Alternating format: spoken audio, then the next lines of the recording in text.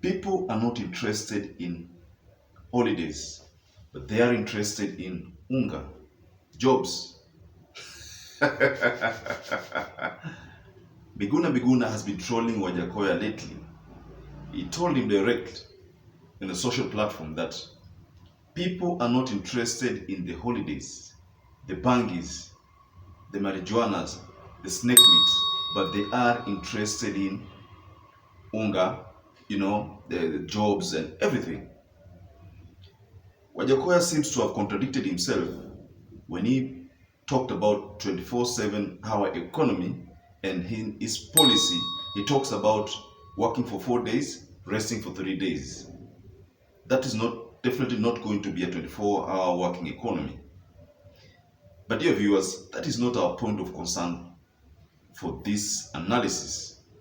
But before you get started, I hope you're doing well as usual, and I'm happy to be back here for more analysis. We said in our previous analysis that here in Yoleno, this is the place where we take stock of every happening and we make it available for you for future reference. Now, people have been asking themselves lately, who is this Wajackoya? And where did it come from? And who is actually fronting Wajackoya? And what's the reason why Wajackoya is in the limelight now? Since last week on Wednesday, Wajackoya has been on charm offensive of a series of campaigns in Western and Nyanza region. He toured Mumias, toured Koyonzo, went to Busia, Kakamega, Bungoma for a series of rallies, talking to the people, reminding them that he is their son. But that is not our point of concern again. We are actually interested in this particular campaign that he actually handled in Nyanza, particularly Kondele. We know very well that there is no presidential candidate who has successfully campaigned in Kondele. Kondele has been very hostile. Last time Deputy President William Ruto toured the place turned messy, and we all saw even a scenario whereby now banners were brought down, destroyed. So the question that we'd like to ask ourselves, who is actually fronting Wajackoya? Before we answer that question, because dear ladies and gentlemen, I think I have an answer to that question. In Nairobi, Tifa polls, when they were released, they indicated that the hustlers' basket, as voter basket, seems to have been shared. Initially, it was fully the Deputy William Ruto's basket. But now with Wajackoya's entrant, these votes seems to have been shared, because the narrative of Bangi and the reggae aspect resonates well with the youths, like we said in our previous analysis. Now that's why Ruto's polls reduced, Wajackoya's polls results increased, Raila maintained. That sends a strong signal as to who is actually behind Wajackoya. Papa Franco, in our previous analysis, we say he talked about there being a 2-horse race. But dear ladies and gentlemen, there is a donkey who appeared when the 2 horses were almost at the finishing line. Then all of a sudden, from the blue, a donkey just appeared in front of the 2 horses. Now these 2 horses are confused. The 2 horses are Raila and William Samoei Ruto. Of course, Nyambane Walter Mungare in last interview said that he cannot consider himself as a horse or a donkey, but he would feel privileged to ride on these horses. That was funny. But let's go again to our point of concern. Who is actually fronting Wajackoya?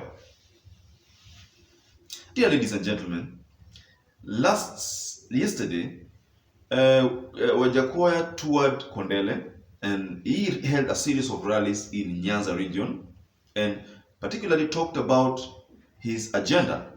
And funny enough, his agenda seems to be resonating well with the people out there. I don't know whether he is targeting the youths, or maybe he's even has plans for the big elites, people of high rank, the aged who of course will not actually buy the bangi narrative, because I don't think you will be happy if a president comes on board and says, now I will introduce bangi full force so that our youth can start consuming them. Of course, some of the policies make sense, like the snake meat. You know, a gram of a snake meat sells at $120. Think about tons of snake meats being exported to China. I think that narrative resonates well with the idea of settling loans. Chinese consume a lot of snakes. Yes, we agree with that. But this aspect of bangi, I think, Wajackoya, you might have to reconsider that part, but it's okay. It's a policy that is fronting. But that, again, that's not our point of concern. Who is actually fronting Wajackoya?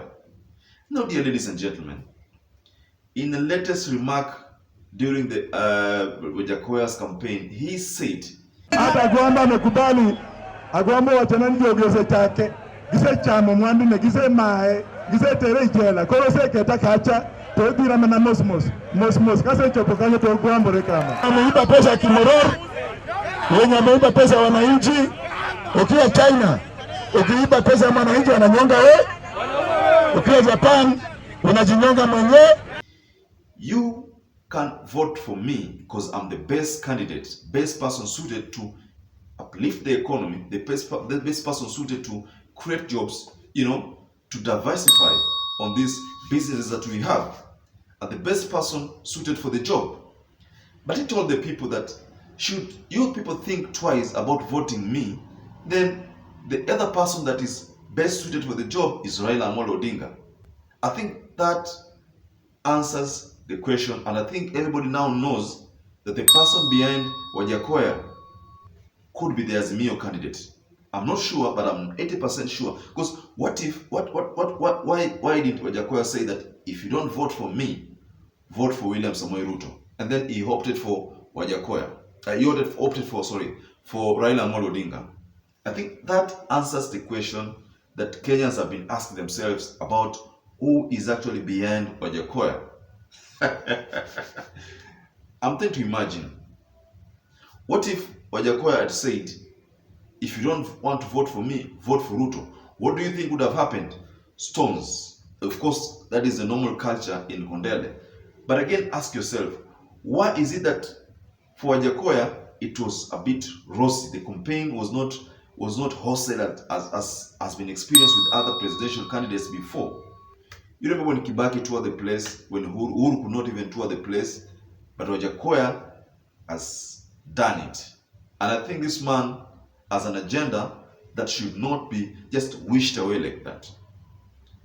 But dear viewers, do you share with me my opinion, or what I think, that Wajackoya is an Azimio's project? I think I have reasons to believe so, but my reasons are 70% certified.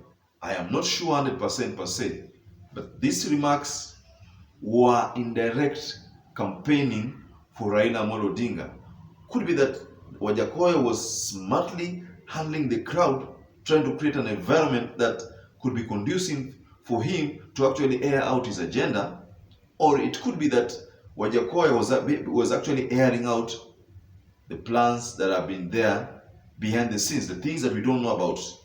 So I think it's high time that Papa Franco Atwoli himself goes back. It's high time that he went back to the remarks that he made about there to being a 2-horse race, to now say that there are 3-horse race. Then the 4th person is a donkey. Ladies and gentlemen, we are likely to see a response from Wajackoya to Miguna direct, especially after the remarks that he made. Remember, last time when Wajackoya was attacked by the clerics, he answered them direct. So I think in this case round, Wajackoya is likely to give a straight response, a damaging response to Miguna. And of course it's going to be damaging. But of course, Miguna has been always that person who is no nonsense. And we expect another remark from him. And then we expect a social war, like a war of words on the social platform. We expect some remarks on Twitter and Facebook and everywhere.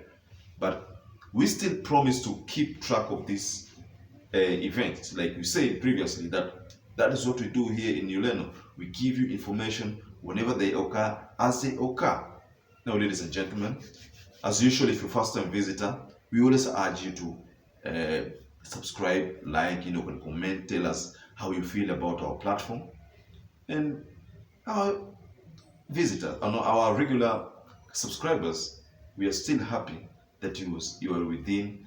You've been coming back to our videos. We are so happy and grateful so much. Thanks God, and may you have a lovely time.